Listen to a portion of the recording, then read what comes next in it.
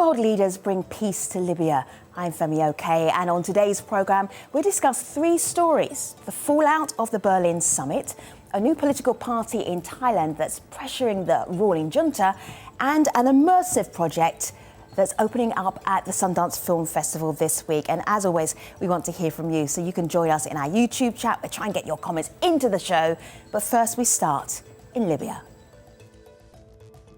I think the government of Turkey, the government of Russia, the European Union, the United States come to realization that they stand by us and they stand against this military dictator who wants to control Libya.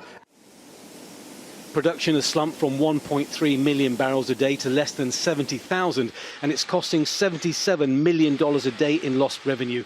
And the country has been forced to declare force majeure and avoid a legal obligation to comply with international contracts. Some sources believe that Khalifa Haftar may have agreed at the Berlin conference to measures aimed at ending the oil blockade, but no details have been given, nor a time frame, nor what he may want in return. And every day without a resolution pushes Libya closer towards an economic crisis. World leaders in Berlin agreed on a joint course of action to de-escalate the ongoing conflict in Libya, pledging to end foreign interference and to back a truce. The summit was attended by Turkey, Russia, the United Arab Emirates and Egypt, and also included representatives from several other countries and the United Nations. All parties signed a communique in which they also pledged to respect an arms embargo that will put forward as an UN resolution. So what does this actually mean? To help break down the story, joining us now from Istanbul, Turkey, Abdulkadir Assad is a senior writer at the Libya Observer. And in London, Anas El-Gamati, he's founder and general director at the SADC Institute. Gentlemen, it's good to have you here. So I am just thinking, Abdulkadir, what does this actually mean? So we've got this communique, there's so many different countries all involved in this discussion in Berlin. Results? What are the results? Actually, the results are not seen yet on the ground. You know, the Berlin push came just after Turkey and Russia sat with Sarraj and Haftar in Moscow to try and reach the ceasefire. And of course, the Berlin was okay. It was not perfect for a solution on the ground. It was okay on the paper.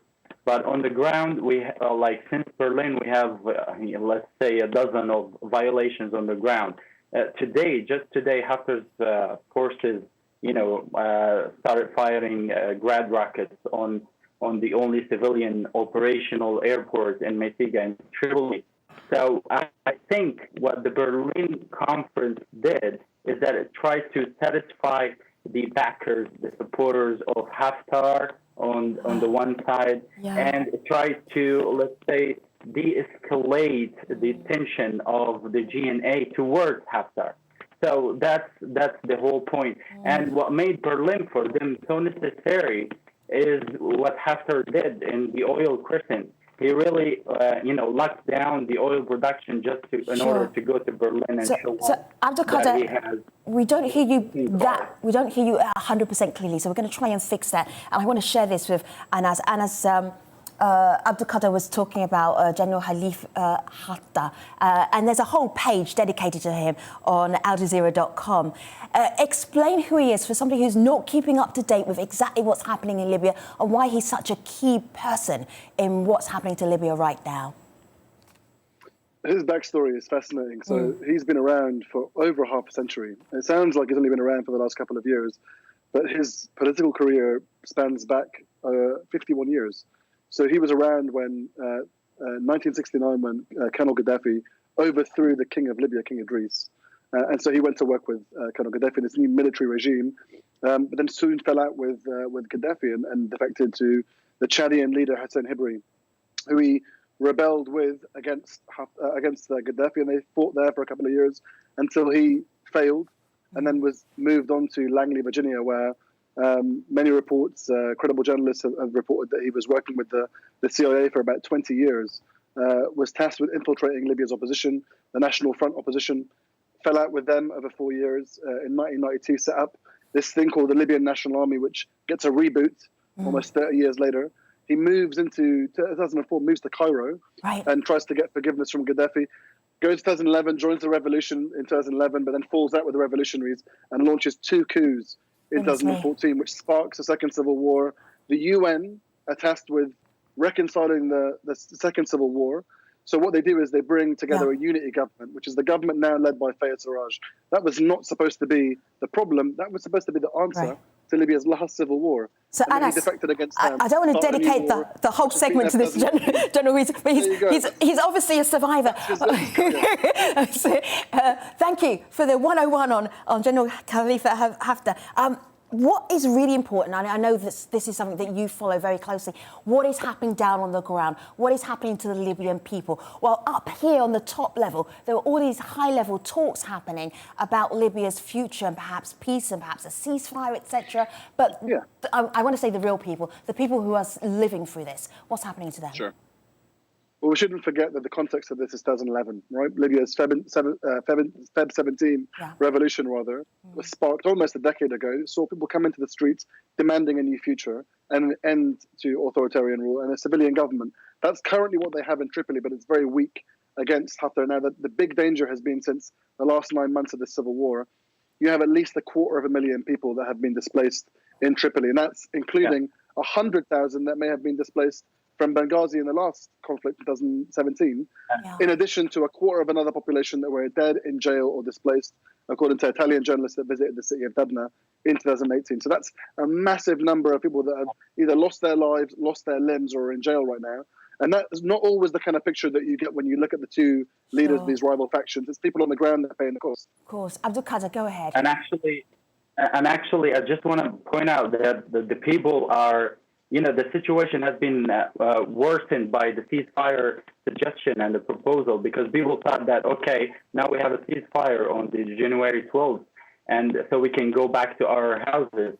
But the fact actually that they couldn't, and they weren't allowed by the snipers, because we have like an incident. People tried to go back to their houses in Sidra area in southern Tripoli, and they got shot. Like, we have 6 bodies on the ground from families. We have a pregnant woman. She got shot because she wanted to go back to her house, thinking that, okay, the Moscow agreement, the Berlin agreement brought ceasefire, agreement between the two parties, but they couldn't. We have people living in the schools. We have people living in the open. Actually, we have like a project, construction projects, and the people are trying to find whatever they can, under construction sites, and they live in the open. Like, these are families who got displaced and who are now homeless because of the war, and two parties are trying to prolong. I mean, I see the Berlin conference as a kind of like another dose of prolongation of this kind of fight, because there's nothing going on the ground. Abdul Qadir, I'm so glad you said that, because there's a comment on our opinion page, on the Middle East page, on ajstream.com. It seems quite cynical. Why peace initiatives in Libya are failing. In a sentence, if I can ask you, Anas, because we're right at the end of this segment, would you agree with that? Are they failing? Go ahead. They absolutely are failing, and that's because of the ways and means that wars are sustained. There are only 2 ways of sustaining a war. It's diplomatic or military. So if you keep flowing weapons and bullets into a conflict and don't sanction people and enforce an arms embargo against the countries that are doing that, then there's no way you can stop that. That's the diplomatic means, the second one. So the diplomatic means are sanctions, condemnations, arms embargoes, asset freezes, those things that stop someone from really kind of seeing war as a lucrative option and begin to see peace as the only option forward. And that's the main reason. It's the international community's obligation, in fact, to try to stop this. And then Libyans can then start working on a peace plan later on. Yeah. Abdul Qadir, this is really a very brief response because we're wrapping up here, but I'm really curious. Is Libya closer to peace now after the Berlin conference or not? It is. There's always chance for peace, actually, but what we need is just to understand the nature of the conflict. It is not like a political conflict. It is like we have a military conflict for political ends. Somebody wants to rule the country by fire, and the others are trying to claw their way through the civilian state. That's why we have 2 different mentalities, and until this mentality, the military mentality, changes, we can have no peace, actually. Berlin or no Berlin. The mentality should change. Sure. Gentlemen, thank you very much. We are going to leave it there. We really appreciate you joining us today. Thanks. From Libya, we move to Thailand, where the future of one political party is safe for now, but there is growing political discontent. The reason that people joined the run just because they wanted to show that they want Thailand to truly return to democracy, and they don't want Thailand to remain under the military control or the influence of the military, because the current government is actually led by the coup maker in 2014, and this is the very main reason that they want to show and they want to voice their demand that democracy is still important for Thailand, and democracy cannot be achieved by this government. The opposition Future Forward Party and its leader have been acquitted of conspiring to overthrow Thailand's monarchy. But the party and its leader also face more charges and the threat of being dissolved. Here to break down some of the recent events in Thailand, Chontanakgun Thonnaattarut is a Thai journalist based in Bangkok. Thank you so much for joining us. Goodness me, you must be so busy nowadays just trying to explain what the next step is for Thailand. If you were talking to someone who was fascinated by your political situation in Thailand but not up to date, what would you tell them? What would you tell us about what is happening? How do you describe it? Well, I guess because the current government is from the coup maker from 2014, and a lot of people are not that happy with the current prime minister yet. So that's why, and because the political gatherings in public are not allowed. So you would see non-political political gatherings in Bangkok or in Thailand in the future. I'm guessing, I'm predicting. Yeah, so like for leading from the runs from 2 Sundays ago, because political gatherings are not allowed, that's why they had to protest in a fun run gathering. Chontanakgun, do you mind if I take a step back here? Because if there are protests happening or trying to happen in Thailand, there's obviously some issue there with the political elite. Do you want to just explain that just very briefly so we understand why people are finding very creative ways to go out and protest? What is the issue in Thailand with the current political elite? Well, if you go out if you go to observe on the protest or not protest, there would be the loudest voice would be saying that they want the Prime Minister Prayut Chan-o-cha to step down, and so yeah, that would be what the people want right now. Okay, so we have the Future Forward Party, and the expectations from the court was what? Because it was quite a surprise outcome. Sorry, say that again. It was quite a surprise outcome for many people who were predicting that the Future Forward Party, what would be their future? Explain. Well, right now they dodged a bullet yesterday when they had the court verdict against the conspiracy to overthrow the monarchy. The court said that there wasn't enough evidence, but now they still have one more thing left. But I'm not sure when the court verdict of that will be, but it will be something about the loan that the party leader Thanathorn Juangiranongorn, he gave a loan to his own party, and so yeah, and apparently that's breaking the law, so there will be a court verdict for that. I'm seeing pictures here of the media conference that happened after the court announced what was going to happen to the Future Forward Party. You were there, you were in the room. I'm showing some pictures right now. Explain what was happening. What was the mood? The room was packed, so it was Future Forward office, and the room was packed with journalists and a bunch of their supporters.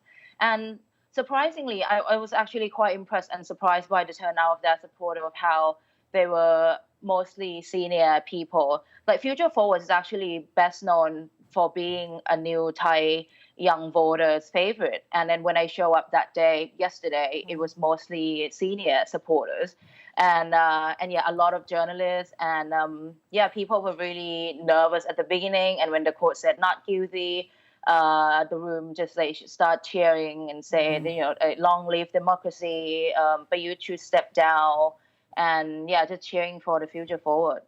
Are you able to report on this story as somebody who doesn't have a position, or do you make your position very clear as you are reporting this story? I mean, I can report on the story. Just gotta make sure that I'm not on anyone's side, I guess. Yeah, as a journalist, I'm not supposed to take side. Yeah, I was just curious about that. And then one more thing, because I know people are out on the streets. They're not protesting, but they're disguising their protests in very creative ways. Can you explain some of the ways you've seen that the way people are saying, I'm not happy with the politics as it is right now. This is how we're showing our unhappiness, because they can't just go out on the street and say that. Yeah. So yeah, with the running thing, I thought that was quite creative. So Bangkok is always full of like fun runs events, like almost every weekend.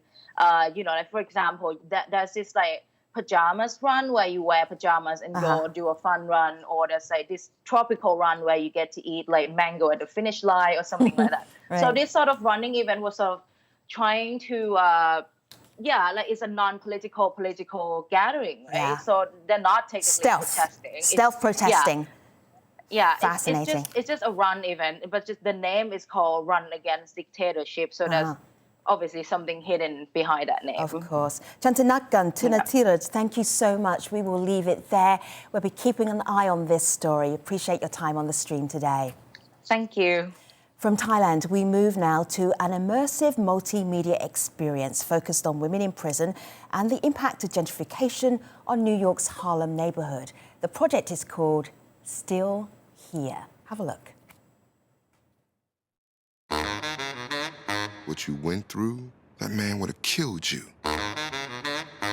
I will never know what you went through when you were in that cage. But it doesn't matter now, baby.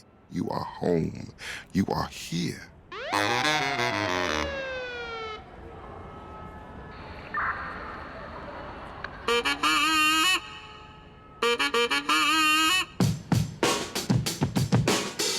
Imagine a world without police brutality, rampant hate and displacement. Imagine.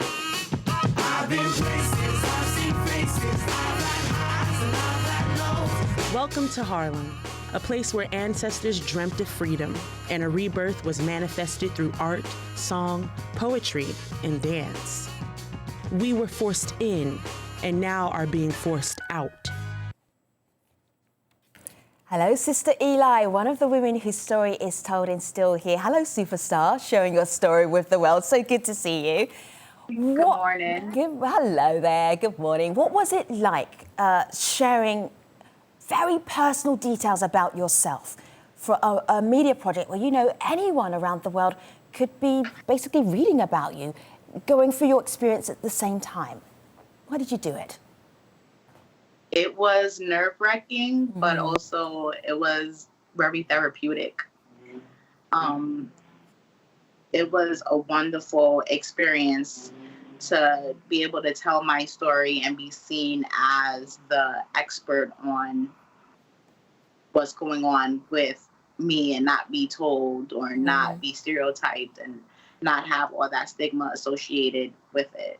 Yeah. It was a wonderful experience. So I'm going to show people some of the pictures and the beautiful photo exhibition that's part of Still Here. And the photo exhibition is what you're part of, and it takes the stories of six women who've experienced the criminal justice system. And then I'm going to click on your story, Lane. And there is you, just in your neighborhood. And there's some very personal stories here. I'm going to scoot down here and find the picture of your daughter. Tell me about why you wanted this picture in particular in your exhibit. Because this picture shows basically my family.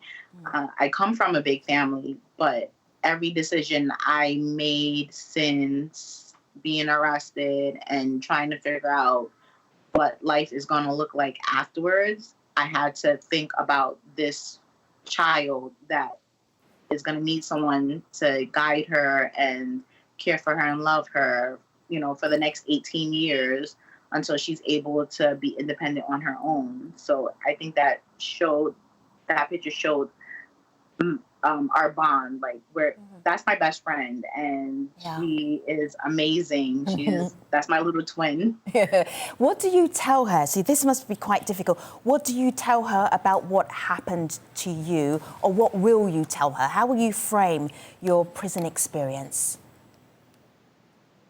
Right now, she knows that there are some good people and there's some bad people, and people make mistakes. And that's what we focus on as far as letting her know about like why mommy's on probation and why is there so many officers asking questions and telling us what to do. And then also I let her know that sometimes the system that's there to protect us gets it wrong. So, you know, you should have trust and faith in the system, but if something doesn't feel right or something doesn't look right, stand up and say something, because you don't have to be a victim or a statistic to the system. So that's basically what I'm teaching her right now.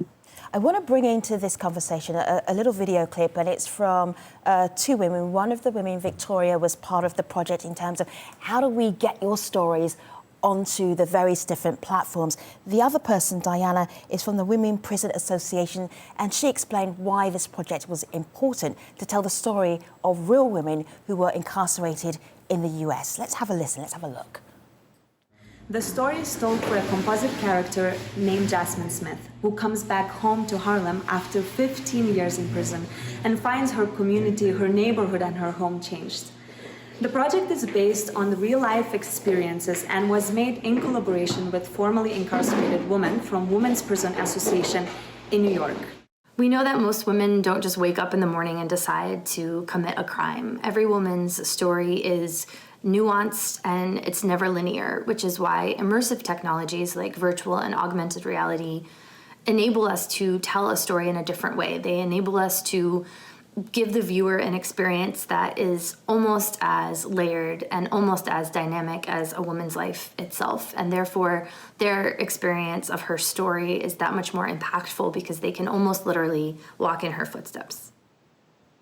Sister Eli, I feel that people have a lot of stereotypes connected to people who've been in prison or served time or got caught up in the criminal justice system.